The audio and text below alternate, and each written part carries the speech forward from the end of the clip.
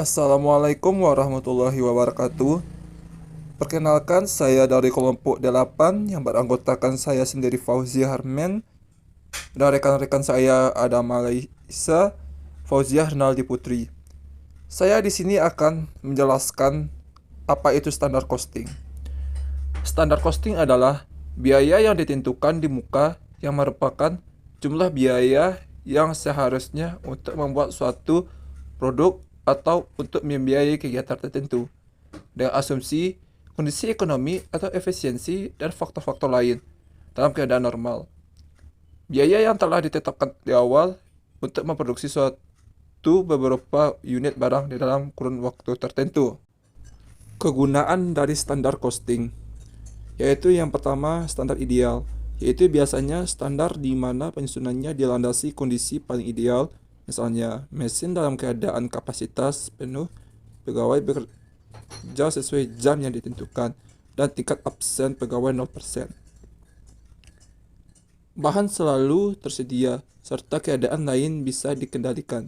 Standar ideal tidak mungkin dilaksanakan pada kondisi normal, sehingga standar semacam ini hanya untuk dipatokan mati, tidak untuk dilaksanakan pengawasan sesungguhnya.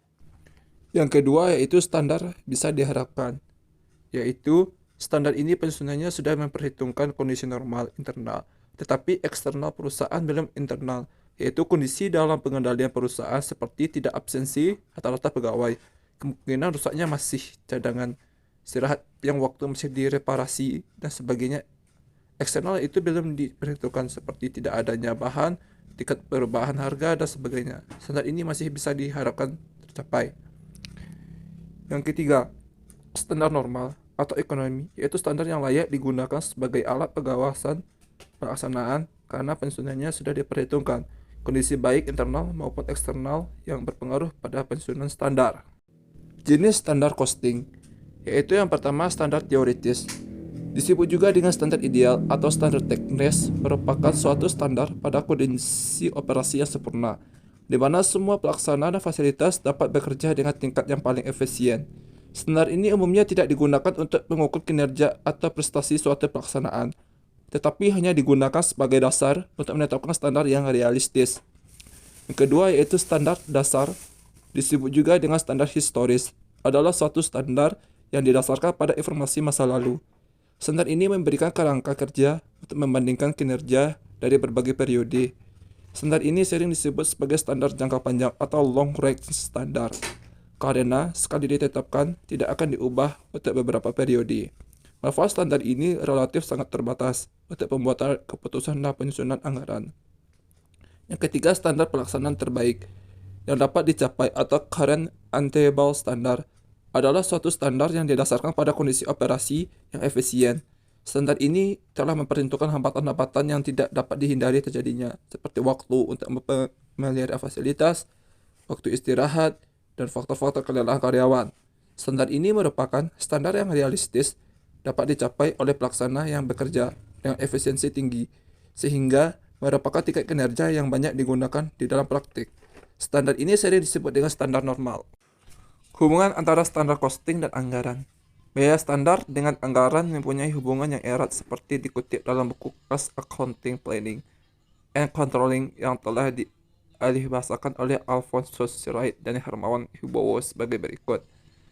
Penyusunan anggaran tanpa biaya standar tak akan memungkinkan kita untuk mencapai sistem pengendalian anggaran yang sebenarnya dengan memakai biaya standar persiapan anggaran untuk setiap volume dan bauran produk akan menjadi lebih cepat dan dapat diandalkan.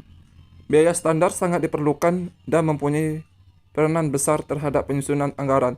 Dengan menggunakan biaya standar, penyusunan anggaran lebih dapat diandalkan dan dapat dilakukan tepat waktu. Berdasarkan uraian tersebut, di atas dapat disebutkan bahwa biaya standar merupakan dasar dalam penyusunan anggaran, di mana standar menyatakan yang seharusnya bila pelaksanaan tertentu tercapai, sedangkan anggaran merupakan yang diharapkan pada volume kegiatan tertentu, dan bila keduanya dipakai bersama-sama, maka anggaran mendapat X besar dari biaya-biaya standar. Target costing. Target costing merupakan sebuah metode perencanaan laba dan manajemen biaya, di mana target biaya ini difokuskan pada produk. Tujuan target costing, yaitu yang pertama, untuk mengurangi biaya Yang kedua, untuk memotivasi. Perbedaan atau karakteristik target costing, yaitu yang pertama ada perencanaan, yang kedua perencanaan biaya, yang ketiga orientasi perusahaan, yang keempat ada produksi barang. Konsep Kaizen Costing. Kaizen Costing adalah sistem yang mendukung proses penyempurnaan berkesinambungan pada proses produksi untuk mengurangi beban standar produksi dengan jalan mengeliminasi aktivitas yang tidak efisien yang terjadi dalam proses produksi. Untuk mengeliminasi ketidakefisienan pada proses produksi, digunakan konsep operasional activity based management. Operational activity based management yang terdiri dari dua dimensi, yaitu costing dan activity analysis, membantu mengevaluasi dan menganalisis beban produk secara tepat. Metode activity based costing membebankan beban produksi berdasarkan aktivitas yang menyebabkan timbulnya beban tersebut. Kaizen costing adalah konsep perbaikan terus-menerus, continuous improvement, di mana di setiap tahap produksi diusahakan adanya perbaikan-perbaikan agar lebih optimal dan efektif, sehingga nantinya akan dapat mengurangi biaya peningkatan persaingan antara perusahaan, penambahan nilai pelanggaran yang menuntut mutu yang lebih baik. Perbedaan target costing, Kaizen costing, dan standar costing. Berbeda dengan standar costing yang hanya menganalisis antara standar costing dengan actual cost suatu perusahaan secara keseluruhan atau per divisi. Sedangkan Kaizen costing lebih mengarah kepada analisis seberapa besar biaya aktual yang harus dikurangkan untuk mencapai target laba atau revenue pada periode yang akan datang. Dalam Kaizen costing, perusahaan berusaha melakukan cost reduction untuk mencapai target cost pada tahap produksi. Kaizen costing tidak hanya diterapkan pada bagian yang terkait dengan produksi, tetapi juga dapat diterapkan pada bagian-bagian yang tidak terlibat langsung dengan produksi. Seperti pada Toyota Group, mereka memiliki program yang disebut suggestion system dan quality control cycle, yaitu perlombaan kepada semua karyawan untuk memberikan ide-ide perbaikan yang dapat membantu perusahaan memperbaiki proses kerja, mengurangi waktu kerja, dan akhirnya menghasilkan penurunan biaya.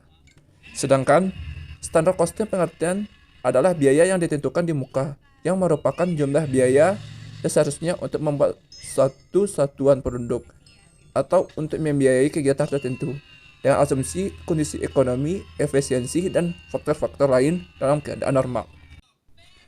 Terima kasih, hanya itu yang bisa saya sampaikan dan saya jabarkan. Saya dari kelompok 8, terlebih terkurang mohon maafkan. Saya akhiri. Wassalamualaikum warahmatullahi wabarakatuh.